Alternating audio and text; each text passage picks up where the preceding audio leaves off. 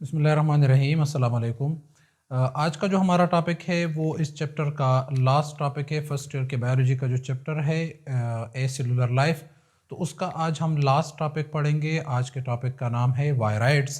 तो वायराइड्स के बारे में हम जो है वो आज थोड़े से आप लोगों को बता देते हैं कि जिस तरह हमने पिछले लेक्चर में प्रियांस के बारे में पढ़ लिया कि वायरस से भी ज़्यादा कोई सिंपल चीज़ मौजूद है जो कि बीमारी फैलाने की सलाहियत रखती है, उसको हमने नाम दिया था प्रियांस का। और वो प्रियांस मैं आपको डिटेल में बता चुका हूँ कि वो सिंपल प्रोटीन है जो कि बीमारी फैला सकती है, जो कि वायरस से भी ज़्यादा सिंपल है। लेकिन उससे भी ज़्यादा सिंपल एक और चीज़ हमारे पास मौजूद है जो कि वायराइड्स है। वायराइड्स जो है वो असल में क्या चीज़ है, ये नाम जो लिया गया है वायराइड्स, असल में वायराइड जो है, वायरस को अगर आप देखें तो वायरस के अंदर आरएनए मौजूद है, आरएनए के ऊपर एक प्रोटीन का कोट मौजूद है, ठीक है। तो इसको तो हम वायरस कहते हैं। लेकिन वायरस के अलावा उससे भी ज़्यादा सिंपल कोई और चीज़ मौजूद है जो कि सिंपल आरएनए है, ठीक है। इसको हम नेकेड वायरस भी कह सकते हैं। क्या कह सकते हैं? Naked virus. तो वायराइड बेसिकली है क्या चीज़, नाम किस तरह लिया गया है, ये नेकेड वायरस, नंगा वायरस, मतलब इसके ऊपर प्रोटीन की कोई कोट नहीं होती। ये सिंपल जो है हमारे पास राउंड शक्ल में सर्कुलर आरएनए है। तो ये circular RNA do not code for protein, और इस ये जो आरएनए है इसके अंदर कोई एबिलिटी नहीं होती प्रोटीन कोड करने की, क्योंकि नॉर्मली मैसेंजर आरएनए जो होता है वो प्रोटीन कोड करता है, लेकिन इसके अंदर कोई एबिलिटी नहीं है कि ये प्रोटीन को कोड करे, क्योंकि इसको प्रोटीन की ज़रूरत ही नहीं है, ठीक है। क्योंकि अगर वायरस प्रोटीन कोड कर रहा था तो उसका मतलब था कि उसके ऊपर जो शेल लगा हुआ था, जो उसके ऊपर कैप्सिड था, वो प्रोटीन से बना हुआ था, तो उसको बनाने के लिए वो प्रोटीन कोड करता था। ये वाला जो आरएनए है, ये चूंकि इसको प्रोटीन की ज़रूरत ही नहीं है, इसका स्ट्रक्चर, कुल कायनात इसकी पूरी जो है वो, इसका पूरे का पूरा स्ट्रक्चर जो है वो चूंकि आरएनए से बना हुआ है, तो ये प्रोटीन कोड नहीं करता, ठीक है। और ये हमारे पास क्या है कि नॉर्मली हम वायराइड कहते हैं नेकेड वायरस को, और ये सिंपलेस्ट पार्टिकल है, सबसे ज़्यादा सिंपल जो कि डिजीज़ काज कर सकता है, ठीक है। ये जो है प्रियांस और वायरस से ज़्यादा सिंपल है, ठीक है। अच्छा, स्मॉलेस्ट नोन पैथोजन, और ये पैथोजन है। पैथोजन का मतलब है disease causing agent is known as pathogen, जो कि डिजीज काज कर सकता है, उस चीज़ को हम पैथोजन कहते हैं।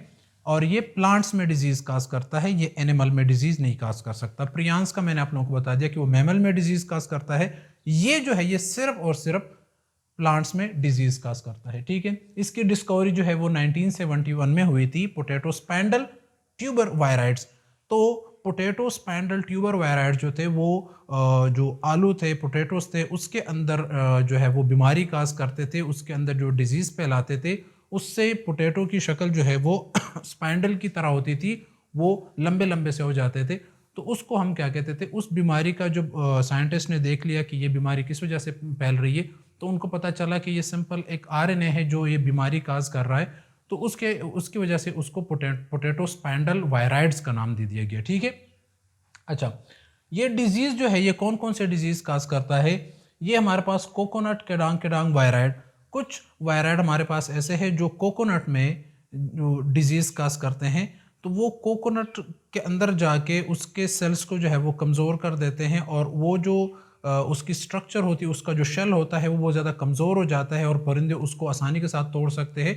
तो इसकी वजह से काफ़ी ज़्यादा जो है वो नुकसान हुआ था क्रॉप को, जो कि हमारे पास कोकोनट की थी। तो ये काफ़ी ख़तरनाक चीज़ है, बीमारियाँ काज कर सकता है।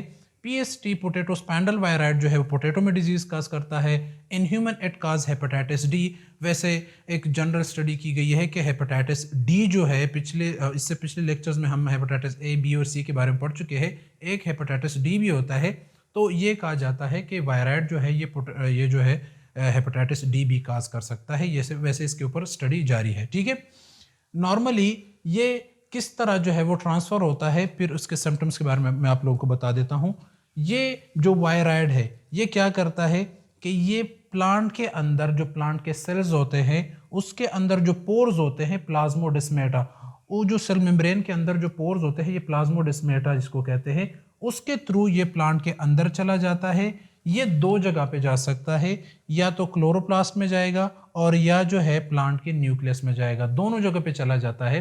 अब जो न्यूक्लियस है ये अगर न्यूक्लियस के अंदर आता है तो ये न्यूक्लियस के अंदर रेप्लिकेट हो जाता है, produce many copies using host RNA polymerase. और ये किस तरह कॉपीज बनाता है, जो होस्ट के अंदर, जो ये होस्ट सेल है इसके न्यूक्लियस के अंदर जो एंजाइम मौजूद है आरएनए पॉलीमरेज, तो ये उसको यूटिलाइज करके ये अपनी कॉपीज बना देता है, नंबर में ज़्यादा हो जाता है और ये इसका जो राउंड स्ट्रक्चर है ये वो खुल जाता है, मतलब स्ट्रेट हो जाता है। ठीक है, तो ये जो इसकी डी लाइगेशन हो जाती है, इसका जो स्ट्रक्चर है, जो राउंड शक्ल है ये खुल जाता है और ये कॉपीज बना देता है काफ़ी सारे। फिर उसके बाद इसकी ligation become circular with the help of ligase, फिर लाइगेज एंजाइम की वजह से ये दोबारा सर्कुलर शेप में आ जाता है और बाहर निकल जाता है।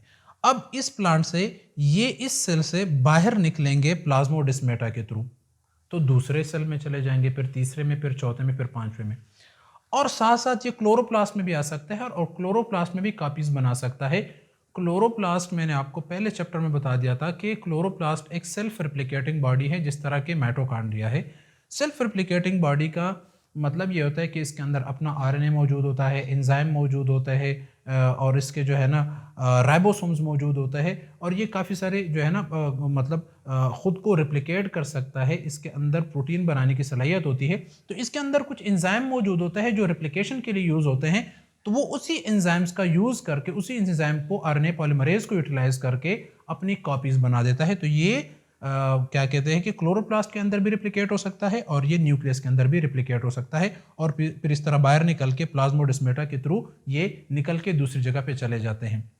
अब जब ये इधर अंदर आ जाते हैं, वैसे तो ये नॉर्मल कॉपीज बना रहे हैं और कॉपीज बनाने का हमें क्या इशू है, अगर कॉपीज बनाए तो बनाए, काफ़ी सारे बनाए, सैकड़ों बनाए, हज़ारों बनाए, लाखों बनाए, हमें तो कोई इशू नहीं है। लेकिन इसका मसला क्या है कि ये जब ये सेल के अंदर आ जाता है तो जो सेल का अपना डीएनए है, उसके अपने जीन है, तो कुछ जीन इस सेल के अंदर ऐसे मौजूद होते हैं जो कुछ ऐसी चीज़ें बनाते हैं, ऐसे प्रोटीन बनाते हैं जो सेल के प्रोटेक्शन के लिए यूज़ होती है, उसकी कोडिंग करता है। तो ये वायराइड जाके उस जीन को क्या कर देता है, उसको उसके साथ मिल जाता है और उसको साइलेंस कर लेता है। ठीक है, उसके एक्टिविटी को स्टॉप कर लेता है। तो फिर वो प्लांट जो है वो इस तरह के कोई केमिकल्स नहीं बना सकता जो उसकी प्रोटेक्शन कर सके, तो इस वजह से ये प्लांट कमज़ोर हो जाता है। ठीक है, अब आते हैं, ये जब बाहर निकलता है, ये तो सेल के अंदर आ गया, लेकिन ये सेल के अंदर जब आ गया तो ये फैलता है किस तरह, एक सेल से दूसरे सेल में, तो चलो ठीक है, इधर से निकल गया दूसरे सेल में चला गया थ्रू प्लाज्मोडेस्माटा, अगर एक ही प्लांट है तो एक प्लांट से दूसरे प्लांट में कैसे जा सकता है। अब ये जो वायराइड है ये या तो मिल गया पॉलन ग्रेन में और या ओव्यूल में चला गया, या तो मेल पार्ट में चला गया या फीमेल पार्ट में चला गया। ठीक है, अब जब ये उधर चला गया तो ये पॉलन जो है अगर इस पॉलन में है और इधर नहीं मौजूद, ठीक है, ये फीमेल पार्ट में नहीं मौजूद, ये एक प्लांट है, तो एक प्लांट से पॉलन ग्रेन निकल के आ जाता है दूसरे प्लांट के अंदर और उसके फीमेल पार्ट के अंदर चला जाता है और उधर जो है वो क्या फर्टिलाइजेशन हो जाती है और फिर उधर सीड बनता है। तो सीड के अंदर वायराइड आ गया। अब ये सीड जो है वो नीचे गिरता है या फिर ज़मीन के अंदर आ जाता है और उसकी जर्मिनेशन हो जाती है, तो उससे जब नया पौधा बनता है तो उसके अंदर वायराइड्स मौजूद होता है। तो ये इस तरह एक प्लांट से दूसरे प्लांट में शिफ्ट हो सकता है, चला जा सकता है। ठीक है, तो ये वायराइड फिर इस प्लांट को भी इन्फेक्ट कर लेगा और ये जो सीड है, सीड के अंदर चला गया, ये सीड कोई और जो है वो प्लांट बनाएगा तो उसके अंदर भी वायराइड्स मौजूद होंगे। ठीक है, अब इधर से इधर आने का सफ़र जो है ये थ्रू इंसेक्ट्स भी हो सकता है, थ्रू वेंट्स भी हो सकता है, हवा के थ्रू भी हो सकता है। ठीक है, तो अब आते हैं, जब ये प्लांट के अंदर चला जाता है तो क्या सिम्टम्स शो करा देता है। तो सिम्टम्स ये होता है कि work is a DNA silencing. तो ये जो डीएनए है उसके अंदर कुछ जीन मौजूद है जो कुछ केमिकल्स बना रहे हैं, ठीक है, उसके लिए कोड दे रहे हैं और वो केमिकल्स इस प्लांट के प्रोटेक्शन के लिए है। तो वो डीएनए साइलेंट हो जाता है, वो जो है वो काम नहीं करता, फिर वो प्रोटीन के लिए कोड नहीं देता या उस तरह के केमिकल के लिए वो कोड नहीं प्रोवाइड कर सकता। तो प्लांट जो है वो उसके ऊपर और बीमारी अटैक करना जो है ना वो उसके लिए आसानी हो जाती है और प्लांट जो है वो बहुत ज़्यादा वीक हो जाता है। उसमें फिर क्या मसले आ जाते हैं, स्टंट ग्रोथ, प्लांट की ग्रोथ जो है वो रुक जाती है। Deformation of the leaves, leaves जो है वो डिफॉर्म होना शुरू हो जाते हैं, वो उसकी शक्ल बिगड़ जाती है, कमज़ोर हो जाते हैं। और दूसरी बात उसमें क्या हो जाता है कि लीव्स के साथ साथ फ्लावर्स में भी इस तरह हो सकता है। क्लोरोसिस होती है, क्लोरोसिस क्या हो जाती है कि येलो कलर, मतलब उसकी पिगमेंटेशन हो जाना। एक लीफ है उसका कलर ग्रीन है तो उसका कलर मतलब उसकी डी कलरेशन हो जाती है, उसका कलर जो है वो आहिस्ता आहिस्ता ख़त्म हो जाना शुरू हो जाता है और वो येलो कलर में कन्वर्ट हो जाता है। स्टेम की निक्रोसिस होती है, जो स्टेम सेल्स है उसमें निक्रोसिस होती है। निक्रोसिस असल कहते हैं डेथ को, एक एक्सीडेंटल सेल डेथ को निक्रोसिस कहा जाता है। तो सेल डेथ शुरू हो जाती है, और वैसे डेथ भी लिखा हुआ है तो निक्रोसिस भी डेथ है। और ये जो डेथ है ये एक्सीडेंटल सेल डेथ है। एक एपोप्टोसिस होती है जो कि प्रोग्राम्ड सेल डेथ होती है, लेकिन ये निक्रोसिस है, उसका अपोजिट है। ये क्या है, ये सेल डेथ है लेकिन ये एक्सीडेंटल सेल डेथ है डिजीज की वजह से, ठीक है। अब इसकी ट्रांसमिशन किस तरह होती है, मैंने आप लोगों को बता दिया कि पॉलन से ओव्यूल में, और ओव्यूल से फिर सीड बनता है, पॉलन और मतलब पॉलन ग्रेन मिल जाता है मेल पार्ट फीमेल पार्ट के साथ, और फिर उससे जो सीड बनता है वही सीड चूंकि इन्फेक्टेड होता है, सीड फिर जर्मिनेट करता है, ज़मीन के अंदर चला जाता है, उसकी जर्मिनेशन हो जाती है, नया पौधा बनता है, न्यू प्लांट बन जाता है, और वो न्यू प्लांट इन्फेक्टेड होता है। कैन आल्सो बी ट्रांसमिटेड या transferred from plant to plant by contaminated form of machinery and insects. अब इंसेक्ट्स जो है इधर से, ये पॉलन ग्रेन कौन लेके आएगा, इंसेक्ट्स लेके आएंगे, तो ये इंसेक्ट्स इधर से इन्फेक्टेड पॉलन उठा के दूसरे प्लांट में लेके जा सकते हैं, तो थ्रू इंसेक्ट्स भी हो सकता है और कंटामिनेटेड मशीनरी के थ्रू भी होता है। जिस तरह हम मतलब पिछले ज़माने में हल चलाया जाता था, अब ट्रैक्टर वगैरह इस तरह के मशीनरियों के थ्रू जो है वो मशीनरी यूज़ होती है कटाई के लिए। तो वो मशीनरी के ऊपर कोई इस तरह के प्लांट आ जाए, या इस तरह के पॉलन ग्रेन गिर जाए, या इस तरह के जो है वो प्लांट के सेल्स जो है वो उसके साथ लग जाए। ये था हमारा आज का जो टॉपिक प्रियांस के बारे में, नेकेड वायरस के बारे में। आज का लेक्चर और चैप्टर यहीं पर ख़त्म होता है। थैंक यू, अल्लाह हाफ़िज़।